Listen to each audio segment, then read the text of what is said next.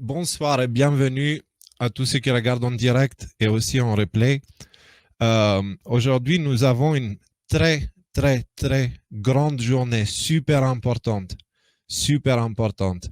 Donc, nous allons directement commencer avec l'article que je viens juste de publier par rapport à ce live-là. Et puis, par la suite, on va parler de certaines choses.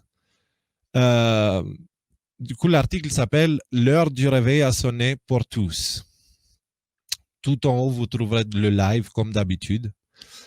Donc, la caution de Ghislaine Maxwell a été refusée cette nuit. La caution permet à un accusé d'attendre le jour de son jugement en étant libre. Dans le cas de Ghislaine Maxwell, je vais agrandir un peu.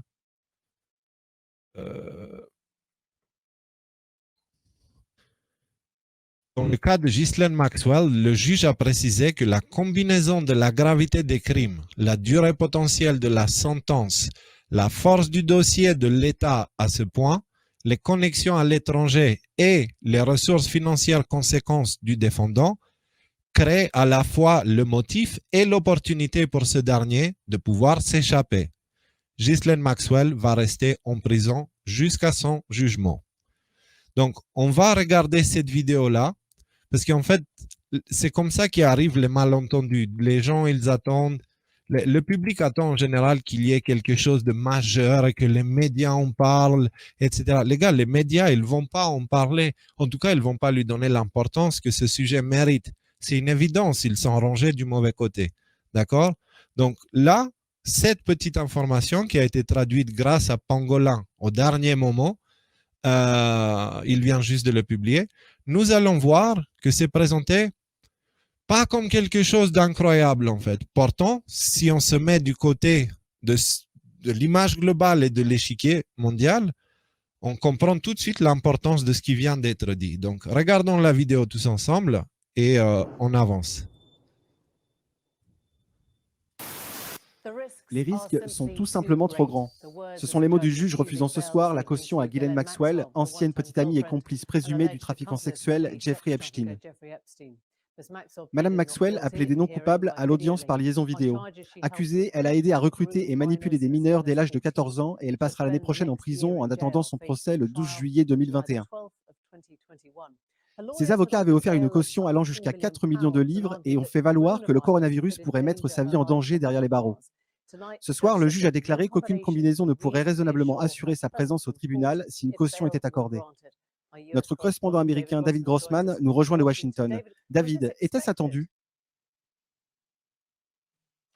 Eh bien, la présomption légale, Émilie, dans un cas comme celui-ci impliquant la prédation sexuelle sur mineur, une prédation sexuelle présumée sur mineur, est que la caution sera refusée. Et ajoutez à cela que le gouvernement a soutenu qu'il y avait un risque de fuite exceptionnel dans cette affaire. Ils ont donné de nouveaux détails sur Ghislaine Maxwell. Ils ont dit que lorsqu'elle a acheté la propriété dans le New Hampshire, où elle a finalement été arrêtée, elle l'a fait par le biais d'une entreprise et a utilisé un faux nom de Jen Marshall avec les agents immobiliers. Maintenant, son équipe juridique, l'équipe juridique de Ghislaine Maxwell, a déclaré qu'il s'agissait d'essayer d'échapper à la détection de la presse, à la détection du public. Mais le gouvernement a déclaré, les procureurs de l'affaire ont déclaré que lorsque le FBI est entré dans la propriété, ils ont vu Maxwell par les fenêtres latérales de la porte. Mais au lieu de les laisser rentrer, ils se sont enfuis dans une autre pièce. Et lorsqu'ils sont entrés, en enfonçant la porte d'entrée, ils ont découvert que Ghislaine Maxwell avait enveloppé son téléphone portable dans du papier aluminium, dans ce qu'ils ont décrit comme une tentative d'échapper à la détection par le gouvernement, pas par la presse ou le public. Fascinant. Nous avons entendu beaucoup d'arguments juridiques aujourd'hui, joints à l'audience de mise en liberté sous caution. Mais il y a eu un moment très émouvant où nous avons entendu une victime présumée qui a également parlé. Oui, une dame nommée Annie Farmer qui a donné son avis quant à savoir si Ghislaine Maxwell devait être libérée sous caution ou non. C'est ce qu'elle a de nouveau dit au tribunal par vidéoconférence. Elle a dit « J'ai rencontré Ghislaine Maxwell quand j'avais 16 ans. C'était une prédatrice sexuelle qui me manipulait et elle me maltraitait ainsi que d'innombrables autres enfants et jeunes femmes. » Elle a poursuivi « Nous ne savons pas combien de personnes ont été victimes de Ghislaine Maxwell, mais ceux d'entre nous qui ont survécu implorent ce tribunal de la détenir jusqu'à ce qu'elle soit forcée de subir son procès et de répondre de ses crimes. » En fin de compte, le juge a accepté ça. Elle a déclaré que, bien sûr, Ghislaine Maxwell avait la présomption absolue d'innocence dans cette affaire avant qu'elle ne soit jugée.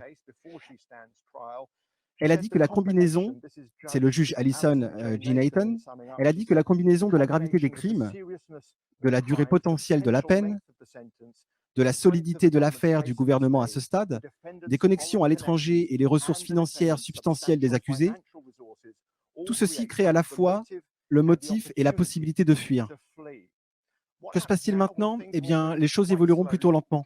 Le gouvernement a jusqu'en novembre pour présenter toutes les preuves dont il dispose à l'équipe juridique de Ghislaine Maxwell dans le cadre du processus de divulgation. La date du procès, comme vous l'avez dit, est fixée au 12 juillet de l'année prochaine. Et depuis, nous savons maintenant que Ghislaine Maxwell sera détenue au Metropolitan Detention Center de...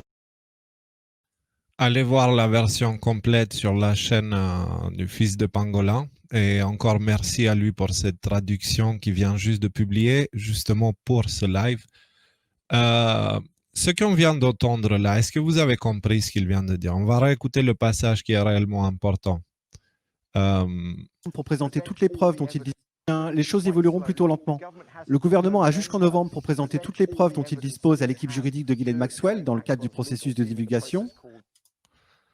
Dans le cadre du processus de divulgation. D'accord? Donc, jusqu'en novembre, l'État, il sera obligé de présenter tout ce qu'il possède contre Ghislaine Maxwell. Si vous vous rappelez, hier, quand on a parlé de Jeff Sessions, on a vu qu'en fait, le dossier Epstein, il est en train d'être étudié depuis très longtemps. Il y a pas très longtemps, on avait vu aussi, quand on a parlé du FBI qui a officiellement déclaré la guerre à la pédophilie, on avait vu aussi que, comment je peux dire ça, le dossier de Ghislaine Maxwell, ce n'est que le début d'un très grand dossier qui s'appelle Epstein, le dossier Epstein. Donc, Ghislaine, c'est la porte d'entrée. D'accord? Donc, les révélations vont devoir être faites d'ici novembre. Donc, déjà, avec Ghislaine Maxwell, il y a beaucoup de noms importants qui sont impliqués. On le sait. Le prince Andrew, enfin, il y a tous les noms qui vont sortir. Pourquoi? Parce que Ghislaine Maxwell et Jeffrey Epstein, c'est la même affaire. Donc, là, en gros, si on prend toutes les choses ensemble, ok, on a Q qui part en silence, d'accord? Il se tait. Ça fait 12 jours qu'il n'a rien publié, 13 peut-être. De l'autre côté, on a le Where we go one, we go all du général Flynn. De l'autre côté, on a eu le tweet de Jeff Sessions, comme on a vu hier soir. Et une heure après le live qu'on a fait, ici, il y a eu ça qui est sorti. Et ça, pour moi, c'est la nouvelle qu'on attendait. C'est juste, comme les médias, ils sont du mauvais côté, bien évidemment, ils ne vont pas parler de ça. Mais concrètement, ce qu'il vient d'annoncer là, c'est qu'il va avoir la révélation officielle de tous les éléments du dossier Jeffrey Epstein. Voilà. Qui remettront en cause Jeffrey Epstein et toutes les personnes qui sont liées avec. D'ici novembre. Qu'est-ce qu'il y a en novembre? Les élections. Maintenant, du coup, on peut comprendre pourquoi nous avons eu le tweet de Jeff Sessions, c'est le procureur qui s'est occupé de l'affaire Epstein. Pourquoi on a eu son tweet qui disait moins de 24 heures jusqu'aux élections, alors que les élections, elles sont en novembre. C'est parce que ça vient de sceller définitivement la victoire de Trump. Parce que pendant toute cette histoire, il va y avoir beaucoup de noms de démocrates qui vont apparaître dans le dossier. D'accord? Donc, c'est annoncé officiellement. Donc, on continue avec l'article. Cette décision a une autre conséquence. L'État a jusqu'en novembre pour présenter tous les éléments et les preuves qu'il possède aux avocats du défendant dans un processus nommé divulgation. Donc, décèlement. Rappelez-vous du post 3385. On a parlé hier, c'est le post justement qui explique que Jeff Sessions, ça fait un moment qu'il s'occupe du dossier Epstein. D'accord? Et ils ont créé tout un scénario pour induire les gens et l'État profond en erreur, pour les faire croire qu'en fait, non, il ne va pas avoir d'investigation. En fait, si. il investiguait en arrière-plan, il investiguait secrètement. D'accord? Et du coup, cette investigation, elle a été très profonde. Au moment où ils l'ont arrêté, ils avaient déjà tout contre lui. Ils n'ont pas attendu de l'arrêter pour ensuite trouver. Au moment où ils ont arrêté Ghislaine Maxwell, en fait, tout ça, ce sont des mises en scène pour préparer l'opinion publique à ce qui arrive. D'accord? Cela annonce officiellement le début de la tempête, la fameuse tempête. Maintenant, les gars, c'est là où le vent se lève, la pluie commence, la grêle et tout le merdier, quoi. D'accord? C'est pour ça qu'il est très important que nous soyons prêts.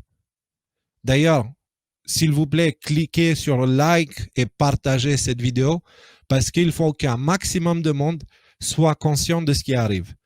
D'accord? Et sinon, allez sur le site chercher cet article sur 17.com, prenez cet article et partagez-le. D'accord? Il apporte suffisamment d'éléments et par la suite, moi, je serai là pour continuer à vous maintenir au courant de ce qui se passe. Mais l'information, la véritable information sera de plus en plus difficile à trouver. D'accord? Parce qu'il va y avoir deux choses. Il va y avoir la désinformation d'un côté et de l'autre côté, il va y avoir les mouvements d'échec de la part de Q et de l'Alliance. Donc, ils vont nous faire croire des choses pour induire l'État profond en erreur, mais du coup, ils vont nous aussi nous induire en erreur. Vous comprenez? Ce qu'il faut garder en tête maintenant, c'est la sortie du tunnel. Toujours quand il y a perte de contrôle du véhicule, fixe la sortie. C'est ce qu'ils t'apprennent à l'auto-école. Pourquoi? Parce que statistiquement, c'est là où tu regardes, c'est là où tu finis. Donc, gardons les yeux du côté de la lumière. Continuons. Soldats numériques, le temps est venu. Les révélations vont commencer progressivement. L'affaire Maxwell est le début de l'affaire Epstein, une affaire centrale qui nous conduira jusqu'en haut de l'État profond et leurs patrons satanistes qui commettent des abominations depuis bien trop longtemps. Les révélations seront bibliques. Gardons ça en tête.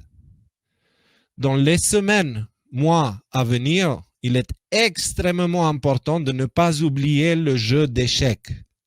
Quoi qu'il arrive, quoi que vous entendez, quoi qu'il se passe en France, n'oubliez pas, gardez les yeux vers la lumière, nous allons y arriver. C'est clair? Mais Léo, comment tu peux être aussi sûr? Je peux très bien comprendre les doutes qui persistent, surtout dans le contexte actuel où notre obéissance est testée avec l'obligation de porter un masque. D'accord? C'est de ça qu'il s'agit. Notre obéissance est testée. Il n'y a plus de danger. Toutes les chartes le disent et tous les faits sont clairs. Alors pourquoi nous forcer à porter un masque? La réponse est donnée par Alexis Cosette-Trudel dans sa vidéo d'hier soir, 14h07, que je vous invite à regarder. Donc, on va aller dans la vidéo d'Alexis et on va directement choper à 11 minutes 30. C'est le petit bout qui m'intéresse. Je rappelle qu'il n'y a jamais eu de deuxième vague de coronavirus. OK? Donc, on nous parle d'une deuxième vague, ça n'a jamais existé. Donc, là, maintenant, on l'utilise, on impose le masque alors que le virus a pratiquement disparu. On utilise des faux cas pour justifier ça. Mais le fait de l'imposer maintenant, ce que ça produit, c'est que, regardons ici la question, le Mad Pharmacist sur Twitter. Question François Legault. Si le port du masque devient obligatoire alors que les courbes de décès, hospitalisation et cas sont tellement aplaties qu'elles n'existent plus, quels seront exactement les critères et données précises qui permettront l'abandon de cette mesure? Si on impose le masque alors qu'il n'y a plus rien, c'est quoi le critère pour enlever le masque? Il n'y en a plus de critères pour enlever le masque. On ne peut plus retomber. On ne peut plus dire « Ah, c'est terminé » parce qu'on impose le masque au moment où est-ce que c'est terminé. Comprenez la logique perverse là-dedans? Il y a plus à partir du moment où on impose le masque, quand il n'y a plus rien, il n'y a plus aucun moment dans le futur où on va pouvoir dire « c'est terminé ». Le danger est passé, on peut enlever le masque. Ouais. Alors, donc, tout ça, c'est pour créer une norme sociale à long terme. OK? On ne veut pas de fin au masque. On veut un masque pendant 1 an, 2 ans, 3 ans et potentiellement à jamais. Hein? C'est le docteur Vadeboncoeur qui l'a dit ici. On veut construire une norme sociale avec le masque. Hein? Je vous ai montré la dernière fois aussi les chercheurs en Angleterre qui disent que ne pas porter de masque en public devrait être considéré comme conduire en état d'ébriété. Donc, c'est toute la question de la norme sociale. OK? OK. Est-ce que vous comprenez?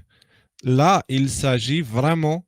Rappelez-vous, les attentats terroristes, d'accord? Il y a le 11 septembre, il y a le Patriot Act, qui est une suite de lois liberticides qui ont été mises en place pendant l'état d'urgence qui a suivi les attentats, sauf que le Patriot Act est resté. On a eu les attentats en France, on a eu une série de lois liberticides comme réaction aux attentats terroristes, et ces lois, elles sont toujours là. Alors que le risque, il a été réduit. On ne parle plus trop de ça. Donc là, ils essayent de faire la même chose avec le masque. Ils utilisent le Covid pour créer le contexte, pour nous forcer à porter un masque.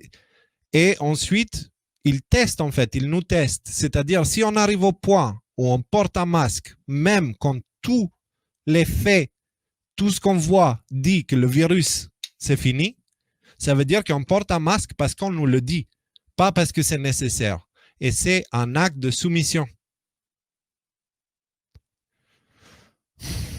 Et pendant qu'il nous oblige à porter ce masque pour des raisons qui n'ont rien à voir avec la santé, Emmanuel Macron se promène pour le 14 juillet sans masque, entouré de gardes qui ne portent pas de masque et ne respectent pas la distanciation sociale. D'accord? On a la vidéo complète ici, on va regarder un petit bout là. Hier, en fin d'après-midi, que le... Il n'a pas de masque. Ces gardes, ils n'ont pas de masque. D'accord? Vous comprenez? 14 juillet, hein, ça c'est d'hier. Donc, on ne va pas regarder plus pour éviter de se faire sauter la vidéo par eux. Regardez le même jour, qu'est-ce que disait ce gars? Dans les prochaines semaines, le port du masque sera obligatoire dans tous les lieux publics clos. Donc, en fait, si c'est une telle urgence, lui, là, c'est le président, donc on devrait le protéger. Les gens autour de lui devraient porter un masque, même si on est à l'extérieur. C'est le président d'une superpuissance. Comment ça se fait qu'il n'en a rien à foutre du virus, lui? Alors que nous, on doit porter un masque. Et il nous balance ça au même moment, quoi. Et que dire du fait que le 6 juillet 2020, Éric Dupond-Moretti est nommé ministre de la Justice au sein du gouvernement Jean Castex sous la présidence d'Emmanuel Macron, placé tout là-haut par et pour les Rothschild. En gros, nous avons l'avocat qui a défendu les pédophiles dans l'affaire Outreau, qui a été placé dans la position du ministre de la Justice. L'avocat des pédophiles est ministre de la Justice en France, vous comprenez? Vous comprenez pourquoi je ne perds pas mon temps avec la France? J'ai beaucoup de respect. Là, quand je dis France, je parle d'eux, hein, parce que la France comme pays et les Français, c'est quelque chose de merveilleux, magnifique, exceptionnel. La culture, le passé, l'histoire, tout. Eux, quand je parle de France dans ce contexte, c'est ceux-là qui décident pour la France. D'accord? Donc oui, je peux comprendre que tout pousse à croire qu'en France, on est coincé, mais c'est faux. L'affaire Outreau, Dupond-Moretti, Macron, Covid, port du masque obligatoire, tout cela n'est qu'un des nombreux détails du plan de l'État profond. Toutes ces choses-là, elles sont liées. Voici une manière qui peut vous aider à comprendre mieux. Imaginez que les nazis ont gagné la guerre et qu'ils se sont installés partout en Europe et en Amérique. La tête, la poche et le bras armé des nazis est installé aux États-Unis. Et depuis là-bas, ils contrôlent l'Europe. Dans ce contexte, ça ne change strictement rien si le président français s'appelle Pierre-Paul ou Jacques, puisque dans tous les cas, il est sous le contrôle des nazis. Par contre, si la tête des nazis aux États-Unis tombe, le reste tombera avec. Cet exemple est bien plus proche de la réalité que ce qu'on peut imaginer. Les nazis sont en train de tomber aux États-Unis et vont disparaître complètement dans les mois à venir. Malheureusement, ils contrôlent la presse et ils ont encore un peu de pouvoir sur l'opinion publique, mais leur fin est proche. C'est une évidence. Regardez cette intervention de Ricky Gervais pour les Golden Globes 2020 pour avoir une idée du contexte dans lequel nous sommes aujourd'hui, ok? À quel point la vérité, elle n'est plus très difficile à voir. Sous-titrage grâce à Miniver, allez vous abonner sur sa chaîne. Hein. Je vous laisse apprécier, puis je vous expliquerai un peu qui est quoi en fait. I mean, Kevin Hart was fired from the Oscars because of some offensive tweets. Hello? Donc lui, c'est quelqu'un qui fait des tweets très, très, très agressifs en fait. Et Kevin Hart, c'est aussi un comédien qui est petit, il est noir. Et donc du coup, lui, il a été viré. Par contre, lui, qui est vraiment, il y va fort, hein, lui, il n'a pas été viré. Petit message. Lucky for me, the Hollywood Foreign Press can barely speak English. And they've no idea what Twitter is. So I got offered this gig by fax. So let's go out with a bang. Let's have a laugh at your expense, shall we? Remember, they're just jokes. We're all going to die soon, and there's no sequel. So, yeah, remember that. But you all look lovely, all dolled up. You came here in your limos. I came here in a limo tonight, and the license plate was made by Felicity Huffman. So... Alors, pour ceux qui ne connaissent pas l'histoire, Felicity Huffman, c'est une des actrices qui a joué notamment dans Desperate Housewives. Et en fait, l'actrice, elle a payé une école pour qu'il donne à sa fille un faux diplôme. Donc, elle a profité de son statut d'actrice, etc. Et puis, elle a créé l'illusion que sa fille est quelqu'un avec un diplôme, alors qu'en fait, elle a acheté le diplôme. No. Shush. It's her daughter I feel sorry for, okay? That must be the most embarrassing thing that's ever happened to her. And her dad was in Wild Hogs. So, but tonight isn't just about the people in front of camera. In this room are some of the most important TV and film executives in the world. People from every background, but they all have one thing in common. They're all terrified of Ronan Farrow. Ronan Farrow, c'est le gars qui a fait les investigations sur Harvey Weinstein. Ok, c'est le gars qui avait Miramax et qui produisait beaucoup de films et qui s'est avéré être quelqu'un d'atroce. Ronan Farrow, c'est celui qui a fait tomber Harvey Weinstein. Ok? He's coming for you. He's coming for you. Il vient pour vous. Look, talking of all you perverts, it was a big year. It was a big year for paedophile movies. Surviving R. Kelly, Leaving Neverland, Two Popes. Shut up. Shut up. I don't care. I don't care. Il y va. Hein? Many talented people of color were snubbed in major categories. Unfortunately, there's nothing we can do about that. The Hollywood Foreign Press are all very, very racist. So, fifth time. So, we were going to do an in memoriam this year, but when I saw the list of people that had died, it wasn't diverse enough. It just, no. It was mostly white people. And I thought, nah, not on my watch. So, no one cares about movies anymore. No one goes to the cinema. No one really watches network TV. Everyone's watching Netflix. This show should just be me coming out going, well done, Netflix, you win everything. Good night. But no, we've got to drag it out for 3 hours. You could binge watch the entire first season of Afterlife instead of watching this show. That's a show about a man who wants to kill himself because his wife dies of cancer. And it's still more fun than this, okay? Spoiler alert, season 2 is on the way. So in the end, he obviously didn't kill himself. Just like Jeffrey Epstein. Shut up. I know he's your friend, but I don't care. Vous entendez ce qu'il vient de lâcher là en public devant les caméras, devant tout le monde?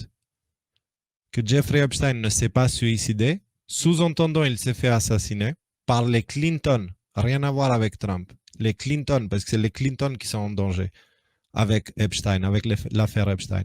Et il leur dit aussi, taisez-vous, taisez-vous, je sais qu'il est votre ami, mais je m'en fiche.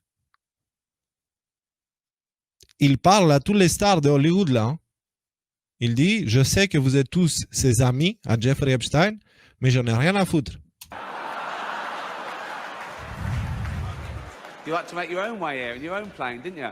Right, all the best actors have jumped to Netflix and HBO, you know. And the actors who just do Hollywood movies now do fantasy adventure nonsense. They wear masks and capes and really tight costumes. Their job isn't acting anymore. It's going to the gym twice a day and taking steroids, really. Have we got an award for most ripped junkie? No. It's the last time, who cares? Oh. Apple roared into the TV game with a morning show. A superb drama, yeah.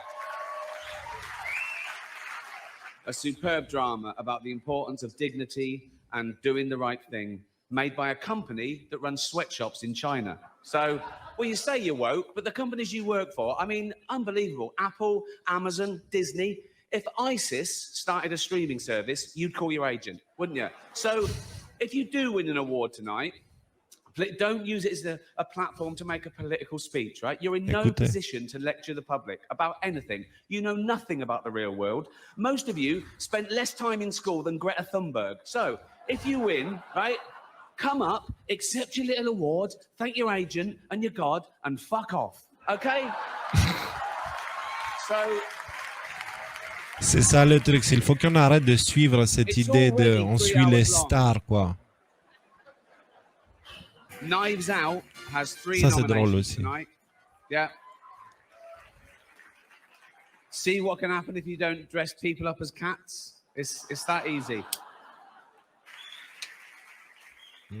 Kill me. We're nearly done.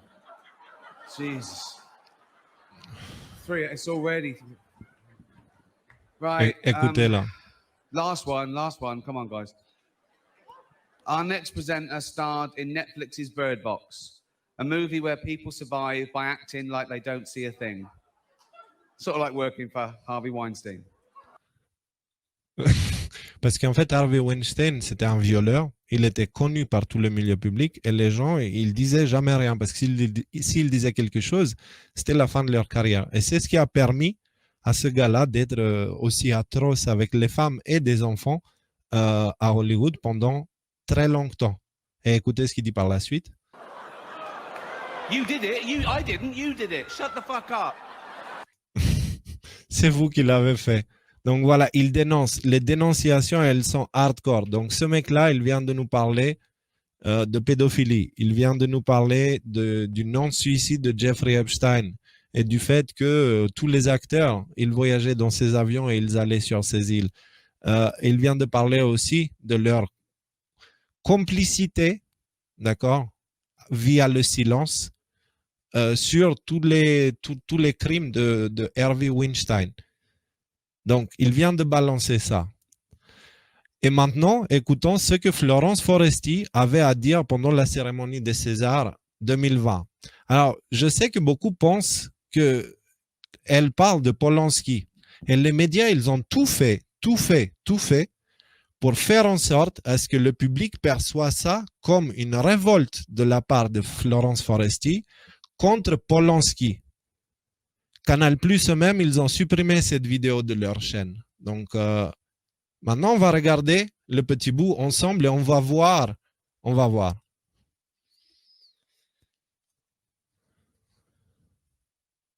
Bonsoir mesdames et ah si, il en reste. Bonsoir messieurs.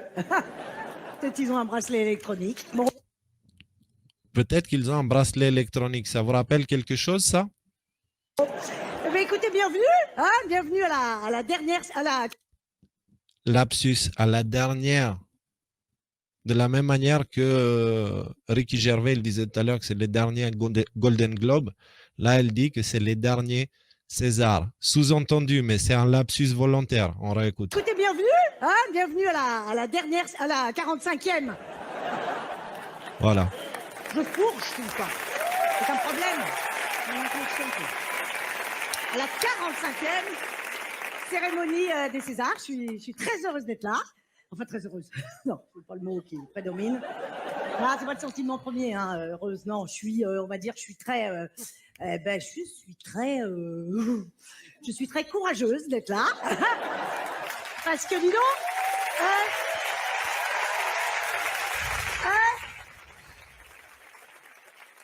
elle a bien choisi son année, Foresti, pour faire son retour ou pas? Alors, tu confonds MeToo et la pédophilie. Je suis pas certain. Je suis pas certain que je confonds.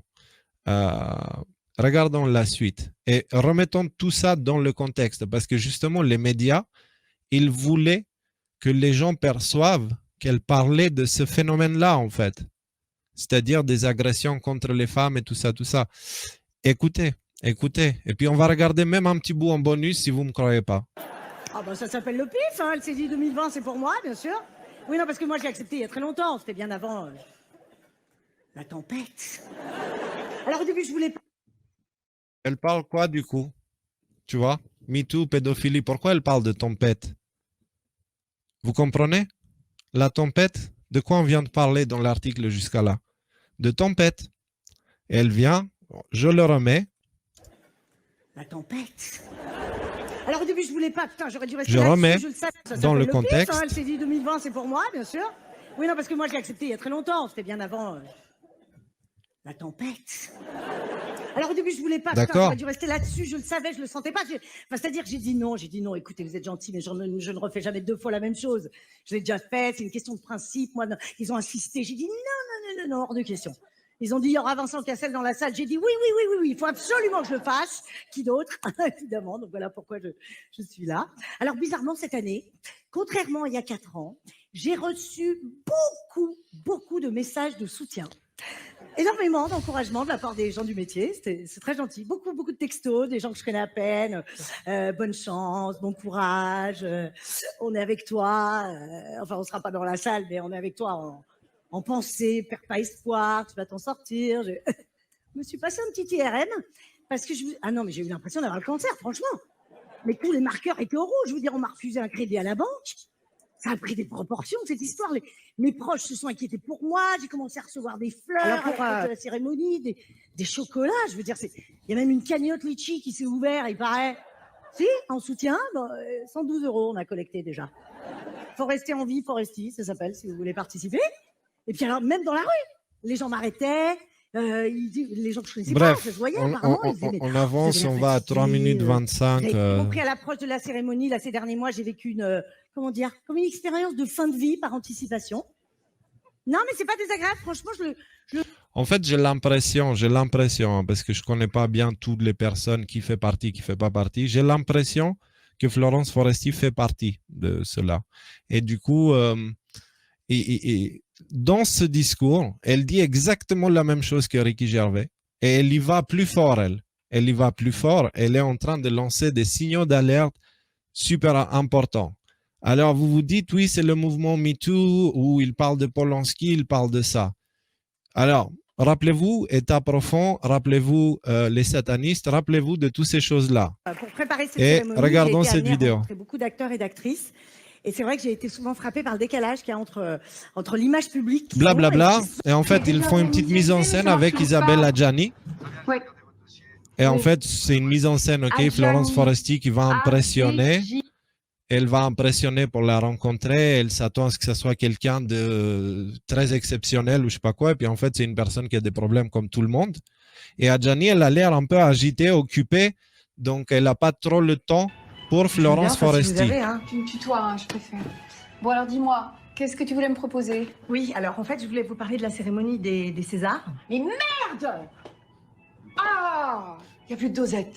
Voilà, en gros.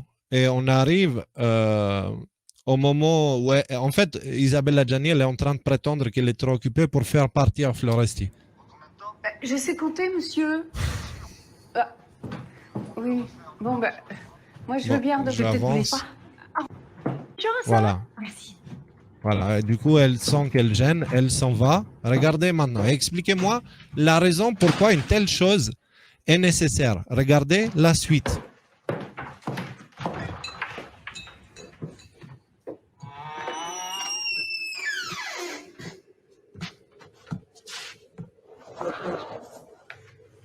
Merci, j'espère.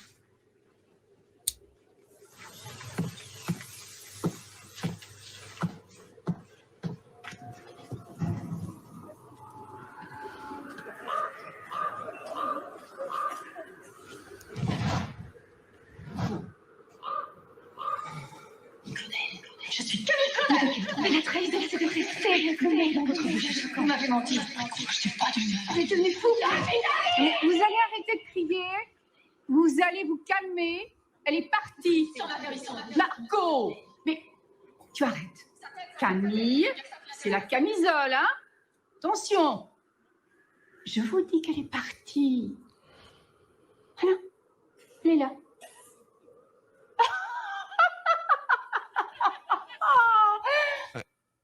Je suis pas folle, vous savez. Bonsoir. D'accord, vous avez compris? Vous avez compris ce qu'elle vous dit? J'ai un petit peu la chair de poule, en fait, juste à regarder cette vidéo. Vous comprenez comment elle envoie publiquement l'autre message? Donc là, on comprend un petit peu mieux. Quand on prend tout le contexte, le discours de Foresti plus ça, on sait très bien que Foresti, elle parlait ni de MeToo, du mouvement MeToo, ni de Polanski, ni de quoi que ce soit d'autre. Elle a parlé bien de la tempête. Eux, ils sont au courant des choses que nous ne sommes pas censés être au courant. Maintenant, nous le sommes parce que nous creusons, nous sommes des soldats numériques, nous nous sommes unis et nous avons commencé à essayer d'améliorer notre compréhension de ce qui se passe. Eux le savent, hein. Parce qu'il faut savoir quelque chose, que dans la société, tu peux monter, sauf qu'il y a un moment où il y a un plafond. Pour passer au-dessus, il faut que tu entres sous le contrôle d'eux. Et c'est ce qu'on appelle vendre son âme au diable, littéralement. Si tu veux dépasser ce plafond, il y a toute une structure qui bloque. C'est comme un plafond. Et si tu veux aller plus haut, soit tu passes ce plafond-là en vendant ton âme au diable, et du coup, tu peux monter sans fin, soit tu restes en dessous. D'accord? C'est le monde dans lequel nous vivons, il est construit de cette manière-là. Et du coup, tous ceux qui sont tout là-haut, il y a beaucoup de cas de musiciens, d'acteurs, etc., qui parlent d'avoir vendu leur âme au diable. Donc, et puis il faut bien comprendre ce qui est le diable, ok? Il n'y a pas un gars rouge avec des cornes et une queue pointue qui débarque devant eux, hein. Non, c'est des gens qui leur disent, tu vas aller plus haut, ouais, mais par contre, il va falloir que tu respectes ça, et que tu écoutes et que tu fasses ça et ça. Et ça, dans Hollywood, ça se passe à fond en France, partout dans le monde. C'est triste, mais c'est comme ça. Et du coup, le signe, enfin, le message, là, il est clair. Il est clair. Donc, cette vidéo-là, je ne l'ai pas mis dans l'article, mais j'aurais dû peut-être. Vous ressentez la peur dans la salle des Césars et celle des Golden Globes?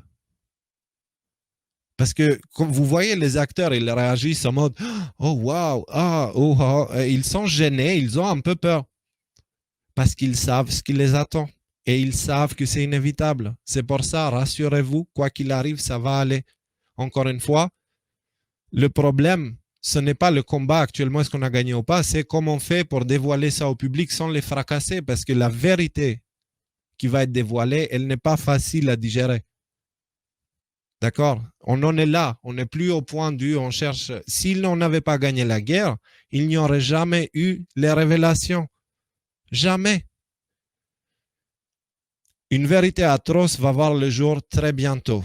Elle apparaîtra en petits morceaux car elle est difficile à digérer d'un seul coup, même pour ceux qui s'estiment éveillés.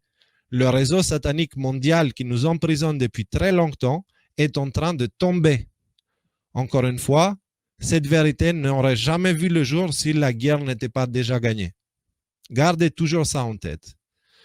Aux États-Unis, donc on a dit c'est là où ça se passe, c'est l'épicentre du mal, d'accord? Aux États-Unis, les gens se réveillent de plus en plus vite. La réélection de Donald Trump est une évidence, malgré ce que les médias essayent de vous faire croire. N'oubliez pas que les sondages donnaient Hillary Clinton gagnante à 90% la veille des élections de 2016. Les sondages disaient 90% Hillary, 10% Trump. Qui a gagné les élections? Rappelez-vous de ce qui s'est passé en Californie où l'État avait interdit les feux d'artifice pour le 4 juillet, jour d'indépendance, sous peine d'amende qui tapait les $50 000. Voici la réaction des Californiens.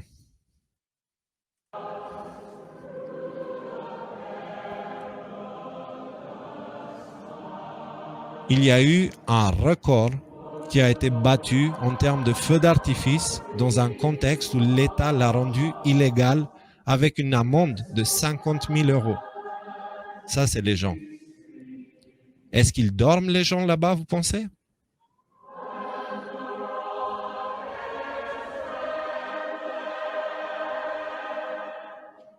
Il y en a, et ça, c'est qu'une vidéo. Hein. Je peux vous montrer une série. Juste tapez Californie Fireworks 4 July en anglais, quoi.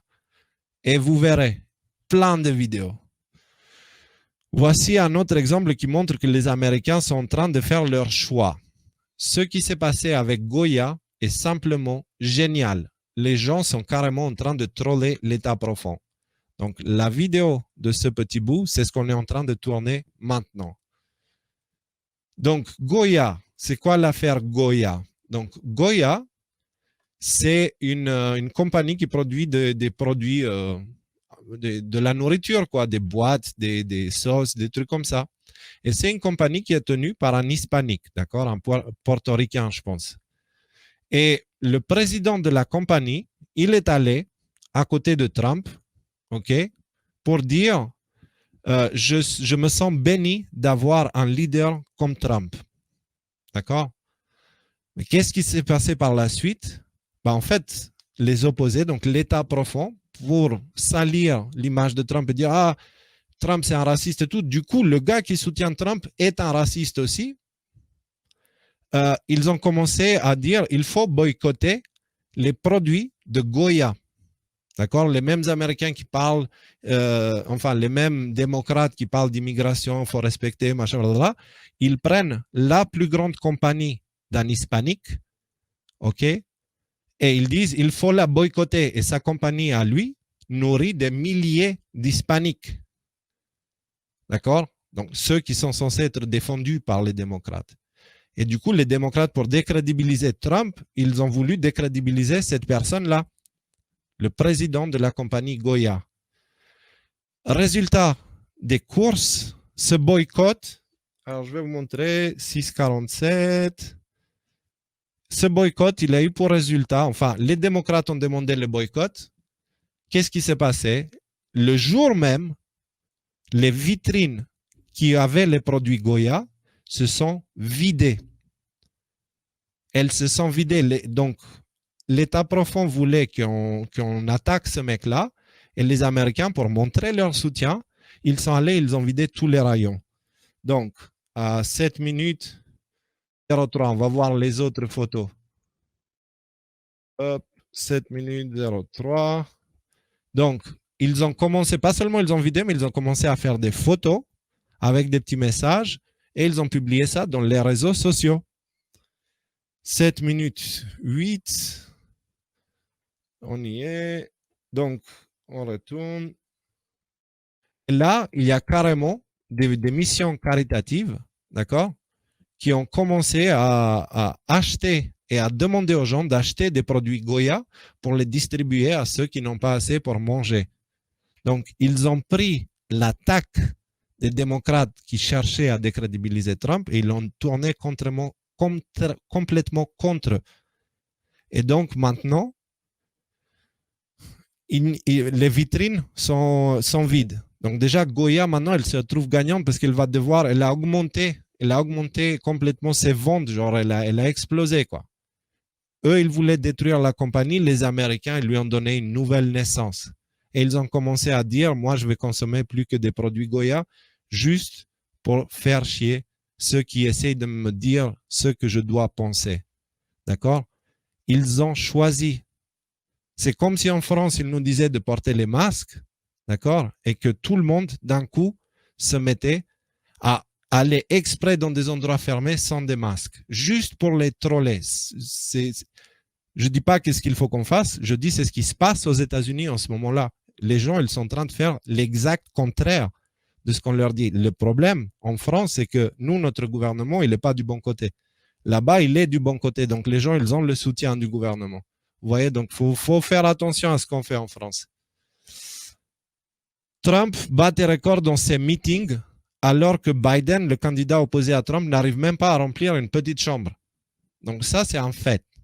Alors, je voulais vous montrer cette vidéo-là de Trump qu'on avait vu vite fait hier.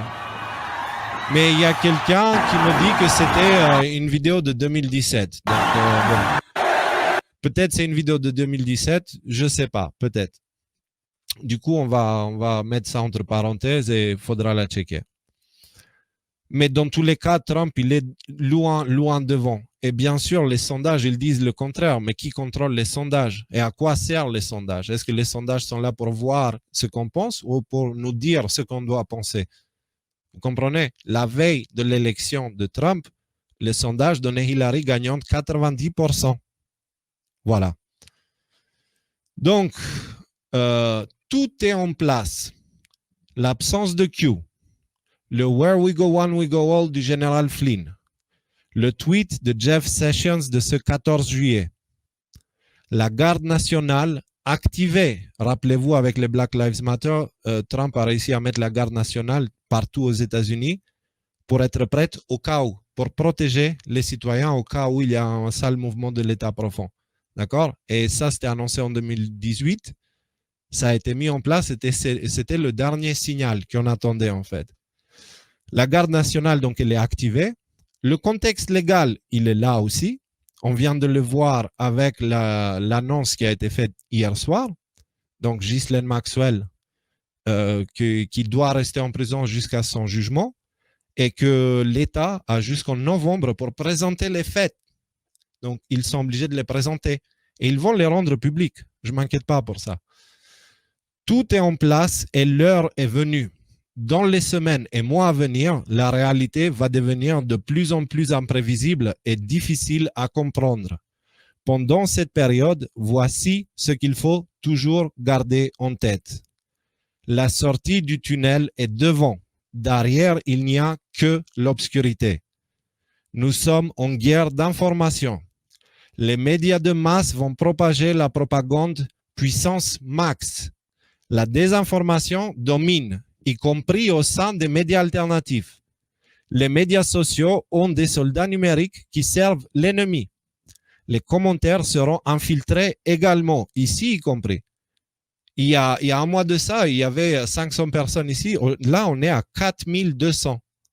D'accord? Merci à vous tous. Cliquez sur like et partagez, s'il vous plaît, c'est important.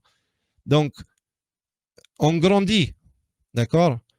Et dans les commentaires, je remarque qu'il y a des gens qui viennent raconter tout et n'importe quoi. D'accord?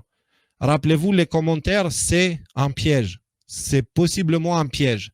Et ne perdez pas votre temps à combattre les trolls. Il va en avoir des trolls. Et dites-vous bien que les meilleurs trolls, ce sont ceux qui se font passer pour des gens sympas. D'accord? Qui disent, ah oui, mais moi, je me pose des questions parce que machin, hop, et il te balance une connerie. Méfiez-vous. La vérité sera attaquée. Ils vont essayer de créer le chaos et la peur. Ils vont tout faire pour résister. Leur survie en dépend. Gardez tout ça en tête. Si une information vous stresse ou elle vous fait peur, c'est que vous avez oublié un des points précédents, mais surtout, vous n'avez pas encore compris que le combat a déjà eu lieu et nous avons gagné. Ce à quoi nous assistons maintenant, c'est la période des révélations. Quoi qu'il arrive, gardez les yeux vers la sortie du tunnel.